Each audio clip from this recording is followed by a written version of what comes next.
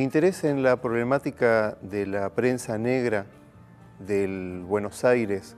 de fines del siglo XIX me interesó porque es un periodo muy poco estudiado. Estamos hablando del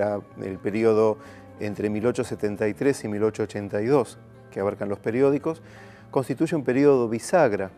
para la constitución de la moderna nación argentina. Es el periodo en que se gesta los ideales identitarios y políticos y sociales de lo que hoy constituye la Argentina, que se instrumentó a través de la generación del 80, una promoción de intelectuales y gobernantes que singlaron lo que es la Argentina moderna. Lo que venía estudiando como antropólogo es el presente de la comunidad afroporteña, una comunidad que a su vez se le había dado por desaparecida hace más de un siglo, y en realidad es una comunidad que está viva, es una de las minorías étnicas de nuestra ciudad, y venía estudiando el presente de esta comunidad. Ante la ausencia de una narrativa sobre el pasado finisecular y ante la presencia de rasgos narrativos en la memoria oral de los afroporteños actuales sobre este periodo, me vi en la necesidad de hacer un estudio de fuentes documentales, en el caso de la prensa negra, que ha publicado,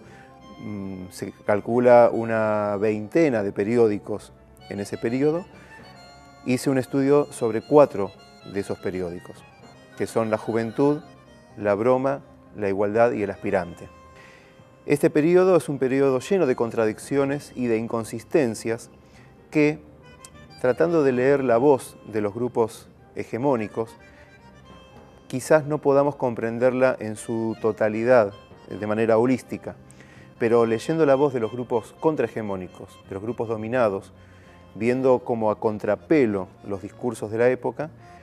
yo encontré por lo menos 2 inconsistencias de esta narrativa que tejía la invisibilidad y la irrelevancia biológica y cultural de los afroporteños a fines del siglo XIX. La primera es que ya a partir de 1863 se comienza a decir reiteradamente y de manera muy contundente que ya prácticamente no quedaba población negra en Buenos Aires y por lo tanto no quedaba cultura negra. La existencia de esta veintena de periódicos invita a repensar estas aseveraciones que aún hoy, ya instaladas en el sentido común, se vienen repitiendo sin demasiado examen. La segunda inconsistencia es la gran necesidad de los políticos de la época, fundamentalmente los candidatos a la presidencia de la nación, en ganarse el favor de la población negra para conseguir sus votos. Hay encendidos debates en algunos de estos periódicos trabajados en la puja presidencial, en donde estaba Alsina,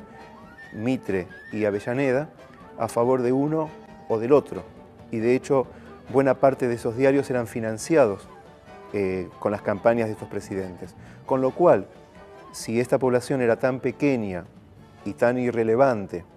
pensando que además en la época solamente votaban los varones, no se entiende por qué los blancos estaban tan interesados en lograr en acaparar el porcentual de sus votos. Quisiera invitar a que la lectura de este libro de historia, yo no soy historiador, pero que este libro de historia sea en cierta manera en tono presentista, por eso es una lectura antropológica de estos periódicos. Y traté de situar estas narrativas del pasado de alguna manera en el tiempo presente, trayendo a colación información de historia oral y de los descendientes de muchas de las personas que escribieron en esos periódicos que hoy viven y que pueden contar su historia en primera persona, con lo cual estaríamos abriendo el juego realmente a una democracia de voces en esta nueva lectura de qué somos identitariamente cuando decimos somos argentinos. Esto no es cultura negra en Buenos Aires, sino que es cultura negra de Buenos Aires.